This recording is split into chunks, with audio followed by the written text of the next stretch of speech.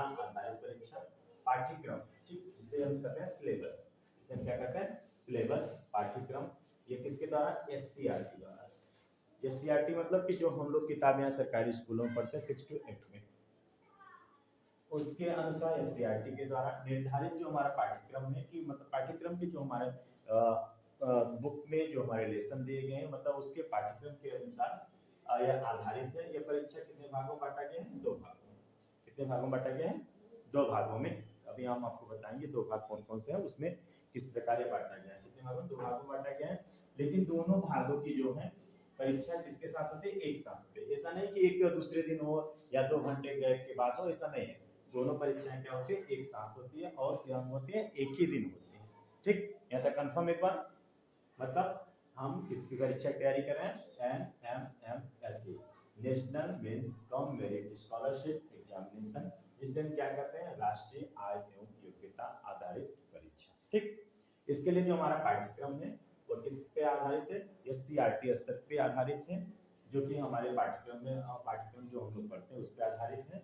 ये कितने भागों में परीक्षा बांटी गई है, 2 भागों में परीक्षा को बांटा गया है और दोनों भागों की परीक्षा एक ही दिन होती है और एक साथ ही। ठीक, नेक्स्ट पॉइंट देखिए कि 2 भाग या फर्स्ट वाला, ठीक, कौन सा, कितने भागों में बांटा गया था, 2 भागों में बांटा गया था, एक ये और एक। जो फर्स्ट वाला है हमारा भाग, फर्स्ट वाला मानसिक योग्यता परीक्षा, जिसे हम क्या बोलते हैं मैट, जिसे हम क्या बोलते हैं मैट, मानसिक योग्यता परीक्षा। ये कितने अंकों का होता है, 90 अंक का। कितने अंक होता है, 90 अंक का। इसे बच्चे की मानसिक योग्यता मतलब आपकी मानसिक योग्यता को चेक किया जाता है कि आप कि उस समय तार्किक जो क्षमता है सोचने और समझने की वह आपकी कैसी है। इसमें बच्चे की मानसिक योग्यता को जांचने और रखने से संबंधित लगभग कितने पॉइंट से प्रश्न पूछे जाते हैं, लगभग 15 पॉइंट से प्रश्न पूछे जाते हैं। ठीक, तो पॉइंट क्या क्या है देखिए, जैसे कि श्रृंखला किससे पूछे जाते हैं, पहले प्रश्न श्रृंखला से। ठीक, इसके बारे में विशेष हम लोग पढ़ाएंगे, आगे पढ़ेंगे, उसमें पता चलेगा श्रृंखला क्या होता है। ठीक, या कोडिंग या डिकोडिंग क्या होता है। एक बार हम लोग सिलेबस देख लें कि उससे पहले पूछा जाता है श्रृंखला से प्रश्न पूछे जाते हैं, फिर वर्गीकरण से, किससे पूछा जाता है, वर्गीकरण से, सादृश्यता, फिर उसके बाद कोडिंग व डिकोडिंग, कोडिंग व डिकोडिंग, फिर उसके बाद क्या हो जाता है दिशा परीक्षण, उसके बाद क्या होता है वेन आलेख। नेक्स्ट हम लोग देखेंगे लुप्त पद। कभी कभी होता है किसी कॉलम में हम चल रहे हैं तो उसमें जो पद लुप्त होते हैं, जैसे खाली होते हैं, उसमें वहां भरना होता है, आ जाता है वह किसमें आता है, लुप्त पद में आता है। उसके बाद रक्त संबंध, कभी कभी होता है संबंध पूछता है, हाँ, जैसे महेश की सिस्टर, महेश के नाना की क्या लगेगी, इस तरह से ऐसे प्रश्न आते हैं तो उसमें किससे संबंधित होता है, रक्त संबंधित। उसके बाद आकृति सादृश्यता, आकृति सादृश्यता, आकृति की समानता जो होती है वह इससे संबंधित प्रश्न पूछे जाते हैं। उसके बाद आते हैं आकृति श्रृंखला, क्या होता है आकृति श्रृंखला। उसके बाद दर्पण, गणितीय संक्रियाएं, डाटा विश्लेषण एवं पहेली परीक्षण, औपबंधिक संख्या एवं क्रम, उसके बाद आकृतियों की गिनती। इस तरह से हम लोग सोच सकते हैं। सबसे पहले यहाँ तक मेरा कंफर्म हो गया। ठीक, वेनारे, वेनारे के बाद हम लोग कहाँ चलेंगे, लुप्त पद, कौन से पद, लुप्त पद, लुप्त पद, लुप्त पद के बाद गणितीय संक्रियाएं, उसके बाद रक्त संबंध, डाटा विश्लेषण एवं पहेली परीक्षण, उसके बाद कौन सा आकृति सादृश्यता, औपबंधिक संख्याएं एवं क्रम, आकृति श्रृंखला, आकृतियों की गिनती, उसके बाद कौन सा दर्पण। यह बिल्कुल कौन सा फर्स्ट जो हमारा भाग होता है यह वाला। ठीक, जो हमारा फर्स्ट भाग होता है मानसिक योग्यता परीक्षा, मतलब इसमें लगभग 15 पॉइंट से प्रश्न पूछे जाते हैं सरल तरीके से। अब हमें विशेषतः यह ध्यान देना होता है कि कौन सा हमारा पॉइंट हम बहुत मजबूती से हल कर सकते हैं, जहां गलत होने की संभावनाएं बिल्कुल नगण्य होती हैं, वह हम बहुत अच्छे से कर सकते हैं। उस पर हमें अधिक फोकस करना है। कुछ पॉइंट ऐसे हैं जो हमारे बहुत वीक होते हैं, उन्हें हम इग्नोर करके भी हम अपने अच्छे स्कोर को बना सकते हैं। ठीक, उसके बाद हम लोग चलेंगे कहां से, सेकंड भाग, जो हमारा दूसरा भाग होता है शैक्षिक अभिरुचि परीक्षण। कौन सा भाग होता है, शैक्षिक अभिरुचि परीक्षण, जिसमें कभी नहीं था कि किसी की रुचि किसमें होती है, कोई मैथ में अच्छा है, कोई विज्ञान में अच्छा है, कोई हिस्ट्री में अच्छा है, हाँ, सोशल साइंस में। इस तरह से हमें देखना, जिससे इसने निर्धारित किया कि जो हमारा 90 अंक जो हमारा फर्स्ट भाग था, उसके बाद जो हमारा सेकंड भाग है इसमें भी कितने नंबर का है, यह 90, यह कितने हुआ ये 90। फर्स्ट वाले में हमने कंफर्म किया कि हमारा जो पॉइंट है 15 पॉइंट पे लगभग हाँ निर्धारित किए गए हैं। उसके बाद सेकंड में हम आते हैं कि इसमें 3 तरह के प्रश्न विभाजित होते हैं। एक होता है विज्ञान, कौन से? विज्ञान से संबंधित। दूसरा होता है सामाजिक विज्ञान से संबंधित। किससे संबंधित? सामाजिक विज्ञान से संबंधित। उसके बाद आता है गणित या गणित से संबंधित। अब विशेषता क्या होता है कि जिनका मैथ सही है, गणित सही है, वह गणित ही पढ़ते हैं, तो उनका स्कोर कम होने की संभावना बनी रहती है क्योंकि वो इसे इग्नोर करते हैं। अब आपको पता होना चाहिए कि हमारा जब विज्ञान हम पढ़ेंगे हमें 35 नंबर मिलेगा, सामाजिक विज्ञान हम अच्छे से पढ़ेंगे हमें 35 नंबर मिलेगा, गणित में हमें कितना मिल सकता है? मान लीजिए हमें 20 मिल सकता है। ठीक, टोटल हमारा 35 प्लस 20, ठीक कितना हो रहा है? 35 प्लस 20 इक्वल टू 90। ठीक, हमें देखना है कि विज्ञान से संबंधित जो 35 अंक है वह किससे? क्लास 6, क्लास 7, क्लास 8 तीनों बुक से संबंधित प्रश्न पूछे जाते हैं। या तीनों प्रश्न इससे इस विषय मिला के कुल मिला के कितने पॉइंट हो जाते हैं? 18 का भी आपने क्लियर किया होगा कि कुछ जो कक्षा 6 के जो पाठ्यक्रम के जो आपके पाठ है वो 7th और 8th में भी मिलते हैं, 7 और 8 में मिलते हैं। इसलिए इसने निर्धारित किया कि लगभग 18 से लेके 20 पॉइंट, कितने लेके? 18 से लेके 20 पॉइंट तक यह विज्ञान से संबंधित मिला के प्रश्नों को पूछता है। टोटल कितने? मतलब 18 से लेके 20 पाठ ऐसे निर्धारित किए गए जहां से प्रश्न आने की अधिक संभावना होती है। ठीक, इसलिए यहाँ यह 35 अंक हो जाता है। कितने अंक का होता है? 35 अंक का। विज्ञान से संबंधित सरल भाषा में कहा जाए कि यह लगभग 18 से 20 पाठ से संबंधित प्रश्न पूछे जाते हैं और टोटल प्रश्नों की संख्या कितनी होती है? 35 अंक। ठीक, आगे उसके बाद हम लोग देखते हैं सामाजिक विज्ञान। सामाजिक विज्ञान में इतिहास से संबंधित प्रश्न, भूगोल से भी संबंधित प्रश्न और नागरिक जीवन से भी संबंधित प्रश्न आते हैं। ठीक, इसमें लगभग 12 पॉइंट समझ रहे हैं? क्लास 6, 7 और 8 तीनों क्लास 6, 7, 8 दिए पार्ट तो ज्यादा दिए गए हैं, आपने ध्यान भी दिया होगा, लेकिन उतना ही हमें पढ़ना है कि जहां से हमें प्रश्न को क्या करना, अच्छे से क्लियर कर लेना है, कंफ्यूजन नहीं होना है। हम विशेषता देखते हैं कि कितने लगभग 12 से 15 पॉइंट ऐसे हैं जहां से प्रश्न की बनने की संभावना अधिक बनी रहती है। ठीक, यह हो गया हमारा पहले विज्ञान से 35 नंबर का आते हैं और सामाजिक विज्ञान में कितने नंबर का?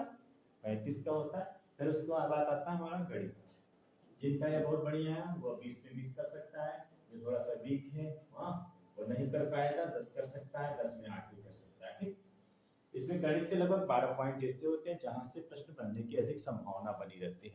ठीक, यह नहीं है कि सर ने बताया मतलब कि 18 पॉइंट है, मतलब यह संबंधित है उससे संबंधित कि 18 पॉइंट से अधिक जो होते हैं पार्ट, वहां अधिकांशतः संभावना है कि वहां से प्रश्न बनने की है। ठीक, ऐसे ही सामाजिक विज्ञान में 12 पॉइंट ऐसे निर्धारित किए गए हैं, 12 चैप्टर ऐसे निर्धारित किए गए जहां से प्रश्न बनने की अधिक संभावना होती है। और गणित से भी ऐसा है कि लगभग 12 से 15 चैप्टर ऐसे हैं जहां से इसकी संभावना अधिक होती है। ठीक, इस तरह से यही कंफर्म हुआ कि जो हमारा सिलेबस है, सिलेबस यही है कि हम इसमें अच्छे से इसको ध्यान रखिए कि हम किसकी परीक्षा कर रहे हैं, एनएमएसआई की परीक्षा की तैयारी कर रहे हैं। ठीक, इसमें 180 नंबर का प्रश्न होता है, कितने नंबर का? इसके बाद अगर हम इतने 180 नंबर में क्या हम कितना नंबर पा सकते हैं कि हमारा सिलेक्शन हो सकता है? पिछली बार जो हम लोग का बीता है 17, उसमें कितने बच्चे चयनित हुए अपने यहाँ से? 8 कि 9? 8 लोग चयनित हुए हैं। लगभग उसमें 110 प्लस की मेरिट उनकी लगभग थी। ठीक हो, हम लोग प्रयास करें कि 130 स्कोर हो। 130 अगर स्कोर हो रहा है तो 130 के लिए हम विशेष ध्यान दें कि हम कहाँ प्रयास करें कि हमारा स्कोर कितना हो, 130 हो सके। हमें विशेषता यह ध्यान देना कि हम कहाँ प्रयास करें कि हमारा स्कोर कहाँ हो, 130 हो। अब 190 तो जिनका है 190 तो नहीं पाएगा, जिनका है 180 है, 180 से ज्यादा तो नहीं पाएगा, 170 होगा, 175 होगा, 172 होगा, इससे ज्यादा थोड़ी नहीं हो पाएगा। मान लीजिए किसी को हो रहा है बहुत अच्छा है तो उसका 180 100 आते हैं मैथ में, भाई किसी का हो गया मान लीजिए 170 हो जा रहा है, 175 हो जा रहा है, उसकी बात दूसरी है। ठीक, लेकिन हमें क्या करना, हमें उसमें अपने जिले की जो मेरिट होती है उसमें हमें चयन होने के लिए हमें विशेषता यह ध्यान देना होगा कि हम कहाँ से अपने आप को महसूस करते हैं। जैसा मेरा मानना है कि शायद मैं समझता हूँ कि 130 जो हमारा स्कोर होगा वो हम से 130 कोई भी कैटेगरी हो, ओबीसी वर्ग हो, चाहे जनरल हो, वहाँ हम सेफ महसूस कर सकते हैं। एससी के लिए जो कैटेगरी है लगभग उसमें 110 नंबर बिल्कुल जो है वह बिल्कुल सेफ की स्थिति में होता है। प्रयास करें 120 जो एससी के लिए है, एससी के लिए है 120, ओबीसी के लिए है कम से कम 130 35 का स्कोर रखें, और जनरल वाले हैं जो है 130 प्लस मतलब 140 तक। यह बिल्कुल सेफ जोन, इतना कम से कम अपने आप को बिल्कुल तैयार रखें कि हम कितना चले 120 135 140, यह हमारा स्कोर है तो हमारा सिलेक्शन मतलब हो जाएगा। कभी कभी होता है कि पेपर थोड़ा सा सरल आ गया तो मेरिट कैसे हो गया, थोड़ी सी ज्यादा हो जाती है। पेपर थोड़ा सा टफ हुआ तो मेरिट क्या होने की संभावना बनती है थोड़ा सा नीचे जाने की, ठीक है ना। इसलिए अपने आप को बिल्कुल तैयार रखिए, पेपर चाहे जो स्थिति में आए कि हमें स्कोर कहाँ लेके जाना है। अगर आप ओबीसी कैटेगरी से संबंधित है तो आपको 135 का अपने आपको टारगेट बना के रखना होगा, तब आप जाके 128 130 स्कोर कर पाएंगे। जिनका थोड़ा सा कमजोर है, ठीक है ना, गणित, अब जिनका गणित कमजोर है तो कितना पा सकता है, जिनका कमजोर है तो क्या फर्क है, बहुत करिए आप तुक्का बाई चांस कुछ भी मारते तो आप क्या इतना स्कोर जाएंगे 6 से 7, कितना कहें 6 या 7। जिनका बिल्कुल सही है ये नहीं तो 6 से 7, इससे ज्यादा नहीं होता। बहुत ज्यादा आप तैयारी कर लिए हैं, ठीक हो, सोशल साइंस में मतलब सामाजिक विषय में, सामाजिक विषय में संभावना है आप 30 से प्लस हो सकते हैं। आप कितने हो सकते हैं, 30 से प्लस हो सकते हैं, मतलब यहाँ आप क्या कर सकते हैं 30 या 32, ठीक। उसके बाद आपका आता है साइंस, क्या आ जाता है विज्ञान, ठीक। साइंस विज्ञान वाले में आपकी संभावना क्या बन सकती है, आपकी कितना है या 35 नंबर का ये भी है, ठीक ठाक अगर स्थिति है तो हम कहाँ हो सकते हैं 30, ठीक, और 32। उसके बाद सीधे कौन सा हो जाएगा मैथ, सामान्य अभिरुचि परीक्षण, ठीक हो, रीजनिंग, सामान्य अभिरुचि परीक्षण जिसे हम क्या बोलते हैं रीजनिंग या मैथ। इसमें देखें क्या हो सकता है, इसमें अगर आप ठीक ठाक चल रहे हैं, आपका 90 नंबर है, अगर आप 65 अपना स्कोर ले जा रहे हैं, 65 70 ले जा रहे हैं, ठीक हो, टोटल आप करिए कितना हो जाएगा 7 3 10 3 13, ठीक, 7 2 9 2 11 1, उसके बाद 7 3 10 3 13 कितना 141, उसके बाद 5 6 11 1, उसके बाद 6 3 9 3 12 1 13, ठीक, यही हम यहाँ पहुंच सकते हैं। जिनका मैथ सही नहीं है, ठीक, जिनका मैथ सही है, ठीक, वह 154 जा सकता है, जिनका मैथ सही नहीं है उनका क्या जा सकता है स्कोर 131। मतलब आप जिनका मैथ सही नहीं उनका भी सिलेक्शन हो सकता है, ये नहीं है कि जिनका मैथ सही नहीं उनका सिलेक्शन नहीं हो सकता। ध्यान रखिए कि जिनका मैथ सही नहीं है 6 नंबर अगर आपने मैथ में स्कोर किया है तब भी आपका सिलेक्शन हो सकता है, लेकिन उसके लिए आपको क्या करना पड़ेगा, रीजनिंग के जो प्रश्न हैं उसे बहुत अच्छे से तरीके से आपको हल करना पड़ेगा। कम से कम आपको एक स्ट्रांग पॉइंट, ये दोनों स्ट्रांग पॉइंट होने चाहिए। उसके बाद फिर जिनका मैथ सही है, मान लीजिए यहाँ से यहाँ मैथ सही है 18-20 है, थोड़ा सा विज्ञान कम हुआ, यहाँ जाके इसको इसका 18-20 हुआ, यहाँ जाके कितना हो जा रहा है 16 हो जा रहा है या 18 हो जा रहा है, ठीक, यहाँ 30-32 में यहाँ 19 हो जा रहा है, चाहे 21 हो जा रहा है, ठीक। यहाँ अगर ये सही है, यहाँ 70 में यहाँ पर 65 हो जा रहा है, यहाँ 70 हो जा रहा है, तब भी सिलेक्शन हो जाएगा। 7 2 9 9 2 11, तब भी आप 120 प्लस चले जाएंगे, ठीक है ना। मतलब अगर आपके ये दोनों विषय कमजोर हैं, लेकिन अगर आपका मैथ सही है तब भी आपका सिलेक्शन है। अगर ये दोनों सब्जेक्ट आपके स्ट्रांग हैं, मैथ आपका वीक है, तब भी आपका सिलेक्शन है। लेकिन अब आपको क्या करना पड़ेगा, उस स्थिति में आपको दो चीजों को बिल्कुल मजबूती के साथ अपने आप को जोड़ के रखना होगा कि मुझे क्या पढ़ना है, क्या अच्छे से नहीं पढ़ना। मैथ आपका कमजोर है, मैथ को आप छोड़ के चलिए, दो सब्जेक्ट को आपको बहुत अच्छे से लेके चलिए, रीजनिंग को अच्छे से लेके चलिए, विज्ञान को और सोशल साइंस को लेके चलिए अच्छे से। जिनको लग रहा है कि मेरा मैथ बहुत अच्छा है, इधर विज्ञान कमजोर है या सोशल साइंस कमजोर है, जिनका मैथ श्योर है कि अगर सही होगा तो साइंस भी बढ़िया होगा, रीजनिंग भी बढ़िया होगा। आप आएंगे सामाजिक विषय में, मतलब सोशल साइंस पे यह कमजोर होगा तो श्योर है कि आप उधर 4 नंबर प्लस हो रहे थे, 4 नंबर माइनस हो रहे हैं, तभी आपका सिलेक्शन होगा। दोनों के लिए ऑप्शन बने हैं, दोनों के लिए है, कोई और सपोर्ट पूछ सकते हैं। एक और चीज है इसमें माइनस मार्किंग की सुविधा नहीं है, मतलब प्रत्येक प्रश्न के लिए कितने निर्धारित प्रश्न है, एक। थोड़ा सा बताना भूल गया, क्या था, कितना प्रश्न निर्धारित है, एक प्रश्न सभी प्रश्न के लिए ना। 180 था, 90 90 मतलब 180।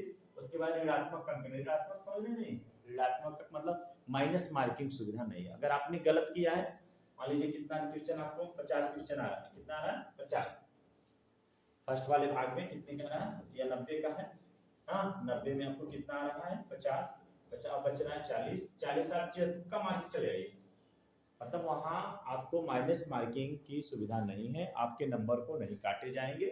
आपका 50 सही है 50 का नंबर मिलेगा, 80 सही है तो आपको 80 के नंबर मिलेगा, ठीक है ना। उसके बाद दूसरी, इस परीक्षा को उत्तीर्ण करने के लिए अंकों का मानक निर्धारित किया गया है। जो आरक्षित वर्ग के लिए है, मतलब 32% तक, मतलब उन्हें 58 अंक लाना अति आवश्यक है। 58 से कम आप आते हैं तो मेरिट में आप चयन नहीं हो पाएंगे, ठीक। उसके बाद सामान्य वर्ग के लिए 40% तक, अर्थात 72 नंबर कम से कम। कभी कभी ना मेरिट बहुत नीचे चले गए, कुछ बच्चे कभी फॉर्म ना डाल पाए, या तो पेपर बहुत टफ हो गया, पेपर का हो गया बहुत टफ हो गया है, तो उसमें आपको क्या करना है, कम से कम आपके पास 72 नंबर लाना अति आवश्यक है। 72 से कम आप आएंगे, मेरिट कितना भी नीचे जाएगी तो आपका सिलेक्शन नहीं, मतलब इसने निर्धारित किया, एक मानक बनाया है कि जो जनरल कैटेगरी वर्ग के हैं उनके लिए 72 नंबर लाना अति आवश्यक है।